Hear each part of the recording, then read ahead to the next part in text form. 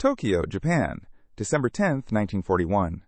3 days after Pearl Harbor, the Imperial Japanese Naval Staff convened in the War Ministry's conference room. Maps of the Pacific sprawled across mahogany tables, marked with red crosses over American positions. Pearl Harbor, Wake Island, Guam, Clark Field in the Philippines. Vice Admiral Shigeyoshi Inoue stood before the assembled officers, his voice carrying the weight of certain victory. The Americans had lost not just ships and aircraft, but something far more critical, their infrastructure. Inoue gestured to the maps with his pointer, tapping each devastated base. The logic was crystalline, unassailable. Building an airfield required 6 to 12 months of intensive labor, clearing jungle, leveling terrain, pouring concrete runways, constructing hangars, fuel depots, control towers, barracks. Japan had spent decades fortifying its island strongholds across the Pacific, Truk, Rabaul, the Palaus, with elaborate facilities carved from coral and stone. The Americans would have to rebuild everything from rubble while simultaneously constructing new bases on captured islands. It was a mathematical impossibility. Inoue's lips curved into a satisfied smile as he delivered his assessment to the assembled staff. "We have destroyed their aerial infrastructure," he declared. "Reconstruction will require 2 to 3 years by conventional engineering standards. The Americans are materialists who lack our spiritual resolve. They will calculate the astronomical cost of rebuilding and sue for peace before their first new runway is completed." What Vice Admiral Inoue could not foresee, what no Japanese strategist had considered in their meticulous calculations, was that on December 28, 1941, exactly 21 days after the attack on Pearl Harbor, the United States Navy would create a revolutionary force that would obliterate every assumption about military construction, the Naval Construction Battalions, immortalized by their abbreviation as the Seabees. These were not civilian contractors who fled under fire. They were not traditional military engineers who worked behind secure lines. They were combat builders, soldiers who wielded bulldozers and rifles with equal proficiency, who constructed airfields under artillery bombardment at speeds that defied the mathematics of conventional warfare. The Seabees would build 111 major airbases across the Pacific between 1942 and 1945, transforming captured islands into operational strike platforms faster than Japan could destroy them, creating a logistical multiplication effect that made the island-hopping strategy not just possible, but inevitable. The disparity was encoded in the organizational structure from inception. By 1945, the United States Navy fielded 325,000 Seabees, organized into approximately 325 construction battalions of 1,000 men each. These were specialized units distinct from the Army Corps of Engineers, dedicated exclusively to Naval and Marine Corps operations. Japan had no equivalent force. Zero. The Imperial Japanese military relied on coerced labor battalions, drawn from occupied populations, Koreans, Chinese, prisoners of war, and conscripted civilians who worked under armed guard, slowly, resentfully, with no military training and no combat capability. When American bombs fell, Japanese labor crews scattered. When artillery thundered, they abandoned their posts. They had no incentive to complete projects and every reason to sabotage them subtly. The Seabees, by contrast, were volunteers recruited specifically for their construction expertise. Carpenters, electricians, welders, heavy equipment operators, demolition experts, men aged 18 to 50, who brought decades of civilian construction experience into military service. They worked under the motto "can do" and the secondary maxim, "we build, we fight."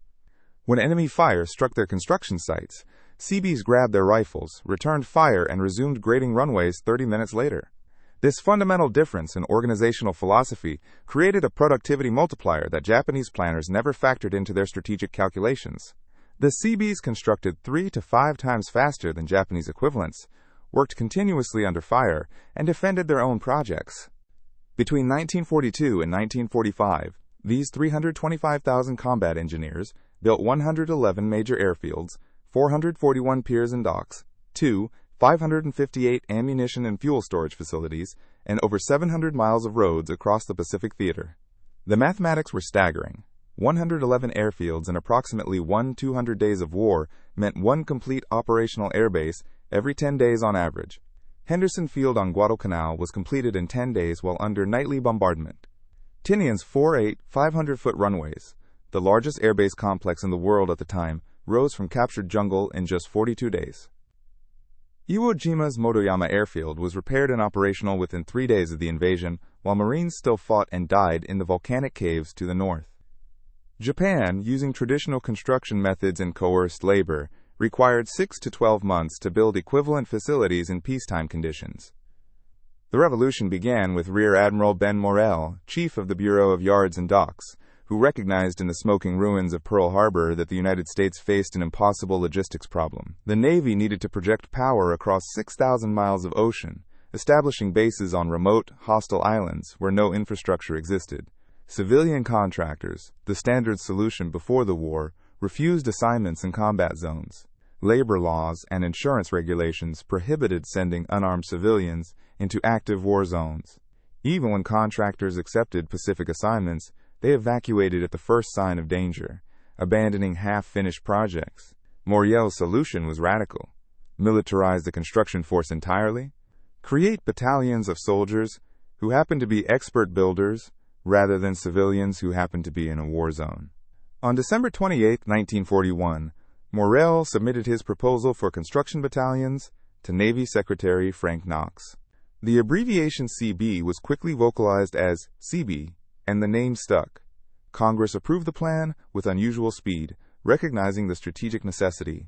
The 1st Construction Battalion, officially designated as the 1st Naval Construction Battalion, was formed on January 5, 1942, just 8 days after Morrell's proposal. Recruitment criteria were unconventional. The Navy sought men between 18 and 50 years old, significantly older than standard infantry recruits, because the Seabees needed proven construction expertise more than youthful endurance. Recruits required specific civilian skills: carpentry, electrical work, plumbing, heavy equipment operation, welding, demolition, surveying. They received abbreviated basic training focused on weapons proficiency and small unit tactics, but their primary value was their ability to operate bulldozers under mortar fire, pour concrete during air raids, and string electrical wire while snipers took potshots at them. The motto "Can Do" became their identity, a psychological commitment that no task was impossible, regardless of enemy action or environmental conditions. By 1943, the Seabees had evolved from an experimental concept into an indispensable component of every amphibious operation in the Pacific. The first brutal test came at Guadalcanal in August 1942. When the 1st Marine Division stormed ashore on August 7th, they seized a partially completed Japanese airfield that intelligence had designated as a critical objective. The Japanese had been constructing the runway for months, recognizing Guadalcanal's strategic position to threaten Allied supply lines to Australia. The Marines captured the half-finished strip and immediately radioed for engineering support.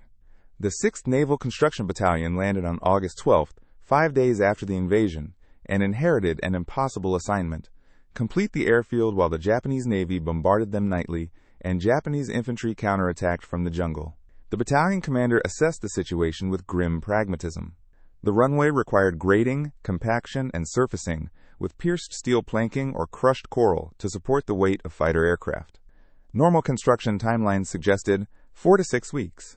The Marines needed operational air support within days, or they would be overrun. The 6th Battalion adopted a brutal work cycle.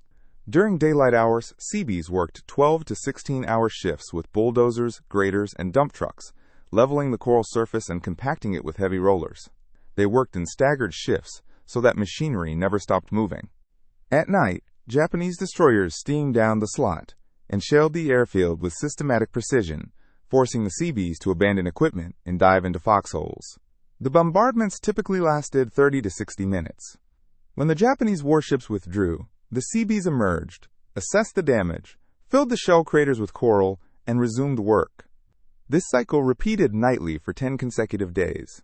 On August 20th, 1942, the 1st Squadron of Grumman F-4F Wildcat fighters touched down on the newly completed runway, now christened Henderson Field in honor of a Marine aviator killed at Midway. Those 19 Wildcats, along with 12 Solomon Islands Dollars, dauntless dive bombers that arrived the same day, fundamentally altered the balance of power on Guadalcanal. They intercepted Japanese bomber formations, strafed supply barges, and provided close air support to Marine infantry. Henderson Field became the strategic pivot point of the entire Guadalcanal campaign. Without the Seabees completing that runway in 10 days under fire, the Marines would have faced defeat.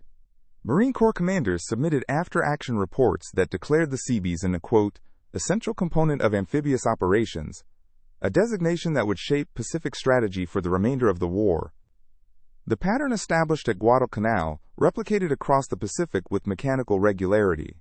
At Tarawa in November 1943, the 2nd Naval Construction Battalion landed on D+2, 2 days after the devastating assault that cost the Marines over 1,000 dead. Tarawa was a coral atoll, with no natural resources, no fresh water, no construction materials except pulverized coral. The Seabees dredged the lagoon, creating a boat channel deep enough for LSTs to unload heavy equipment. They constructed a 4,000-foot runway in 16 days, using crushed coral, bound with seawater and diesel fuel. Within 3 weeks of capture, Tarawa hosted squadrons of Marine F-4U Corsairs that provided air cover for the next leap westward to the Marshall Islands. At Eniwetok in February 1944, the 110th Naval Construction Battalion pioneered a new technique, pontoon causeways, that allowed vehicles to drive directly from landing craft to shore across the reef. This innovation eliminated the need for traditional pier construction, saving weeks of work.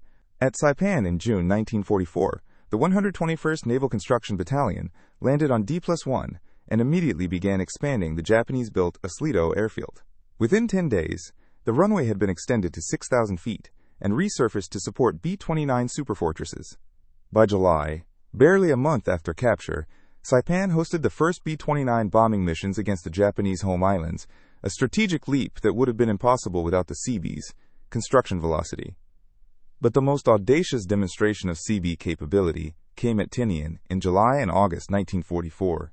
Tinian was a relatively flat island adjacent to Saipan, covered in sugarcane fields and home to approximately 9,000 Japanese defenders.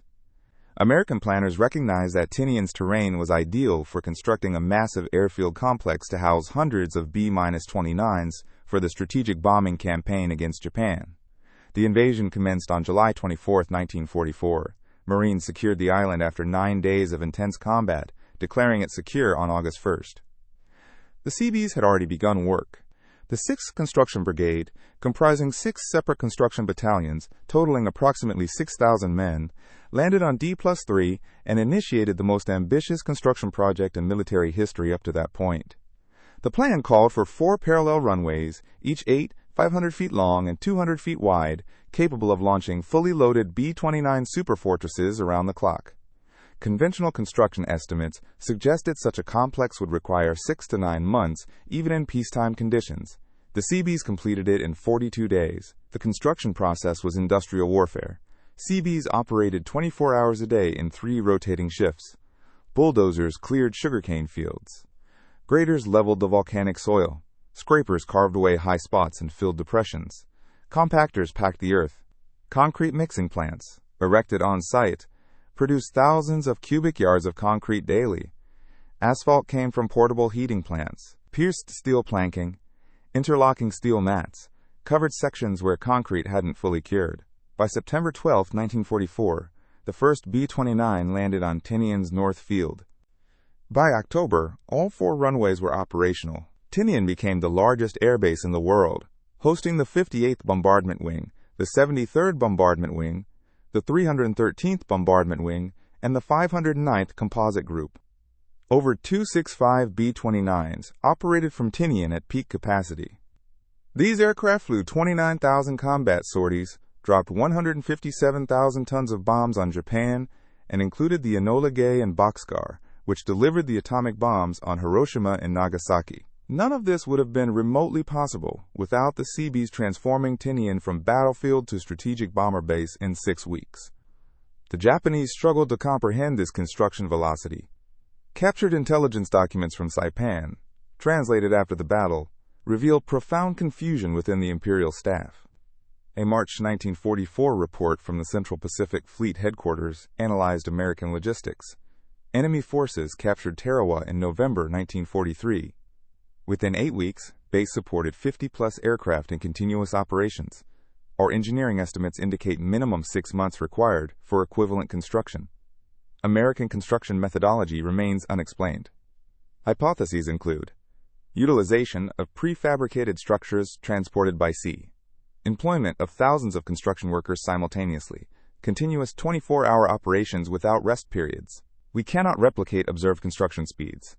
Korean labor battalions work slowly and flee under aerial bombardment. Without equivalent rapid construction capability, every island lost becomes American airbase within weeks.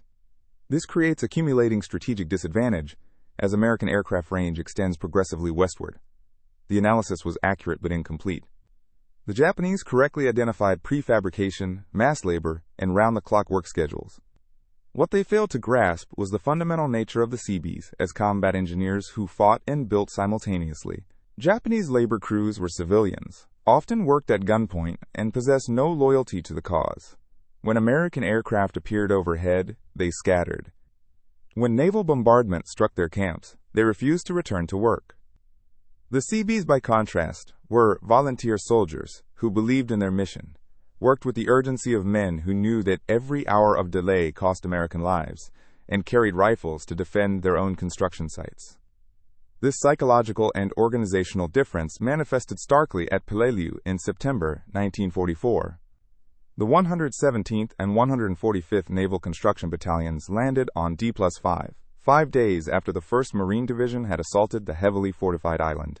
Peleliu was a nightmare landscape of coral ridges honeycomb with caves where 10,000 Japanese defenders fought with suicidal tenacity. The battle would drag on for 73 days, making it one of the most prolonged and costly operations in the Pacific. The Seabees landed while the island was still a combat zone and immediately began constructing a fighter strip on the southern plateau. Japanese artillery and mortar fire from the Umabrogel ridges intermittently struck the construction area. The Seabees worked in a bizarre, surreal routine. Grade terrain for 2 hours, take cover during a mortar barrage, return to work, repeat. Despite the conditions, they completed a 500-foot runway in 11 days. Marine Corsairs began flying close air support missions from Peleliu, while Marines were still dying in the coral caves 1,000 yards away. The 117th Battalion's after-action report noted dryly, "Construction proceeded under observed enemy fire. 3 men wounded by mortar fragments. Runway operational D+16. Mission accomplished." This casual documentation of building runways under direct fire encapsulated the Seabee ethos. Obstacles were acknowledged, then overcome. The Seabees' ability to construct under fire reached its apotheosis at Iwo Jima in February and March 1945. Iwo Jima was 8 square miles of volcanic ash and rock, defended by 21,000 Japanese troops entrenched in tunnels and bunkers. The island possessed 3 partially completed airfields that the Japanese had been developing since 1944. American strategy required capturing these airfields and rendering them operational to support the planned invasion of Okinawa and to provide emergency landing fields for B-29s returning damage from missions over Japan. The 8th Marine Regiment landed on D-Day, February 19, 1945, into one of the bloodiest battles in Marine Corps history. The 31st Naval Construction Battalion landed on D+4, February 23, while combat raged across the entire island. Their mission: repair Airfield No. 1 on the southern tip of the island and make it operational for emergency landings as rapidly as possible. The runway was pockmarked with bomb craters, littered with destroyed Japanese aircraft, and still under occasional artillery fire from Japanese positions in the north. The 31st Battalion went to work with methodical intensity. They filled bomb craters with volcanic ash and sand. They cleared wrecked aircraft with bulldozers. They compacted the surface with heavy rollers. They installed temporary lighting powered by portable generators. On February 26th, D+7, 3 days after the Seabees had landed, and while combat still raged in the northern 2/3 of the island, a crippled B-29 named Dynamite made an emergency landing on the partially repaired runway. The bomber had sustained engine damage during a raid on Tokyo and couldn't reach its base in the Marianas. The crew of 11 men survived because the Seabees had created a functioning runway in 72 hours on an active battlefield. Over the following weeks, while the battle for Iwo Jima ground through its bloody conclusion, the Seabees expanded and improved all 3 airfields. By March 21st, 5 days before the island was declared secure, the runways were fully operational. Before the war ended, 251 B-29 superfortresses made emergency landings on Iwo Jima, saving approximately 24,000 aircrew lives.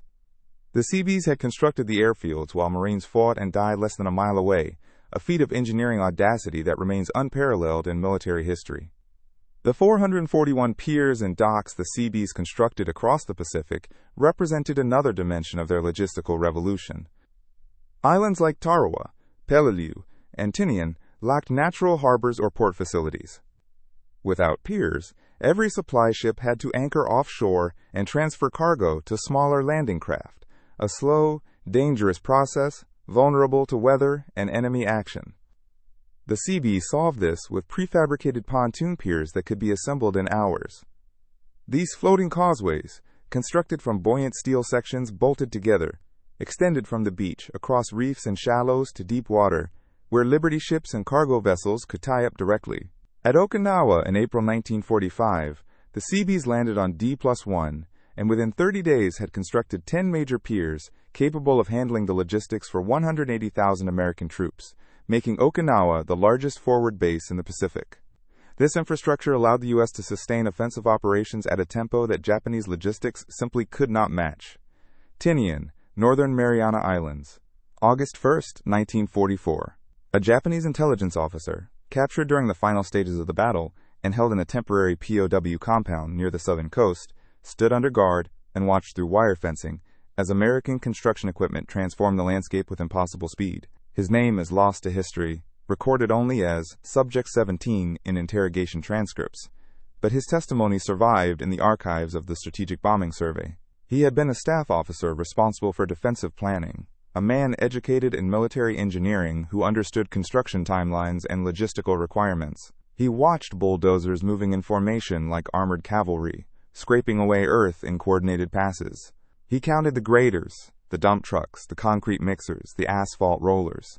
He observed work crews rotating in shifts so that the machinery never stopped. Floodlights illuminated the construction site at night, turning darkness into day so that work continued uninterrupted around the clock. The scale was incomprehensible. 4 runways, each longer than anything Japan had built in the Pacific, rising from captured ground in a matter of weeks. The officer had spent the previous year supervising construction of defensive positions on Tinian using Korean labor battalions. He knew intimately how long it took to move earth, pour concrete, and build infrastructure. What he witnessed defied every engineering principle he had learned. In his interrogation on August 15th, recorded by Navy intelligence officers, Subject 17 spoke with the hollow voice of a man whose worldview had shattered. "We believe that destroying American bases at the war's beginning would cripple their ability to project air power for years. We calculated construction times based on our own experience. 6 months for a single runway airfield, 12 months for a major base. These calculations were correct for us, but they were catastrophically wrong for America. They have construction soldiers, men who build under fire as rapidly as we build in peace. Every island they capture becomes an operational base before we can organize a counterattack. We are not fighting the American Navy. We are fighting American industrial capacity to transform the Pacific Ocean into an interconnected network of bases that encircles us progressively. This is not a war that can be won through courage or tactical skill. It is a war of logistics and construction velocity, and in this war, we were defeated before the first shot was fired at Pearl Harbor." The interrogators noted that Subject 17 refused food for 3 days following this statement and attempted suicide twice before being transferred to a stateside POW camp. His psychological collapse was not unique. Across dozens of interrogation transcripts, Japanese officers expressed similar incomprehension when confronted with the scale and speed of American construction capabilities. The final accounting of the Seabees' contribution to victory in the Pacific reads like an inventory of industrial miracles. Between December 28, 1941, when Rear Admiral Ben Morrell formalized the concept, and August 15, 1945, when Japan surrendered, the Naval Construction Battalions built the infrastructure of conquest. 111 major airfields capable of supporting strategic bomber operations, 441 piers and docks that created harbors where none existed, 558 ammunition and fuel storage facilities that sustained offensive operations across 6,000 miles of ocean. Approximately 325,000 men served in the Seabees during the war, organized into 325 construction battalions at peak strength in 1945. Of these, roughly 400 were killed in action, and 33 received the Navy Cross, the service's second highest decoration for valor. These casualties were not incurred in defensive positions or aboard ships. They died while operating bulldozers under artillery fire, stringing communication wire during air raids, and occasionally fighting as infantry when Japanese counterattacks overran construction sites. The strategic impact was mathematically decisive. The 111 airfields represented an average construction rate of one complete operational airbase every 10.8 days throughout the entire war. This velocity made the island-hopping strategy feasible by ensuring that each captured island became a logistics hub and strike platform within days rather than months. Japan captured territory slowly and fortified it over years. America captured territory rapidly and operationalized it in weeks. The cumulative effect was suffocation, a tightening noose of air bases that progressively extended American bomber range until every square mile of the Japanese Empire lay within reach of incendiary raids. In post-war interrogations and memoirs, Japanese military leaders acknowledged this disparity with varying degrees of comprehension. Admiral Soyomu Toyoda, who commanded the combined fleet in the war's final year, stated in 1945 testimony to American investigators, "We understood that America possessed superior industrial production. We did not understand that this industrial capacity extended to the battlefield itself. Your construction battalions transformed captured islands into operational bases at speeds we considered physically impossible. Every week of the war, America's aircraft range extended further while ours contracted. This was not a battle we could win through fighting spirit. It was a battle of logistical mathematics, and the mathematics were always against us." General Hideki Tojo, Japan's wartime prime minister, offered a similar assessment during his war crimes trial. "Our strategy assumed that distance and time were our allies. We calculated that destroying American bases in December 1941 would require years to rebuild. We were wrong. America rebuilt in weeks. They built under bombardment. They built while fighting. This capability was outside our conceptual framework. We had no equivalent to the Seabees, and without such a force, every tactical victory became a strategic defeat because we could not consolidate captured territory as quickly as America could advance." The Seabees' legacy extended far beyond World War II. The concept of combat engineers who built under fire became doctrine for American military operations in every subsequent conflict. Seabee battalions served in Korea, constructing airstrips at Incheon and Pusan during the desperate early months of that war. In Vietnam, they built the massive base complexes at Da Nang, Cam Ranh Bay, and Bien Hoa. During Operation Desert Storm, Seabees constructed forward operating bases in the Saudi desert in a matter of days. In Iraq and Afghanistan, they built the infrastructure of counterinsurgency, outposts, roads, schools, water treatment facilities. The motto, "Can Do," persisted across 8 decades, a psychological commitment inherited from the men who built Henderson Field under Japanese naval bombardment in 1942. But the deeper legacy was conceptual, the recognition that modern warfare is won not just by soldiers who fight, but by engineers who build the infrastructure that allows military force to be projected, sustained, and multiplied. Logistics is not ancillary to combat. It is the foundation upon which combat effectiveness is constructed. The Seabees proved that velocity of construction equals velocity of victory. Every day saved in building a runway, every week saved in establishing a supply depot, translated directly into tactical options that enemies could not match. Japan understood this lesson too late. Only after American bombers launched from Tinian reduced their cities to ash. The Seabees transformed the Pacific from an oceanic barrier protecting Japan into an interconnected network of American bases that encircled, isolated, and ultimately strangled the Japanese war effort. They built faster than the enemy could destroy, and in doing so, they demonstrated the fundamental principle of industrial warfare. The nation that can most rapidly transform captured terrain into operational infrastructure will win regardless of tactical skill or strategic genius. The mathematics of construction velocity are ruthless and unforgiving. Japan lost the Pacific War the moment they failed to anticipate the Seabees, because they had no answer to 325,000 combat engineers who built airfields under fire faster than Japanese planners thought physically possible.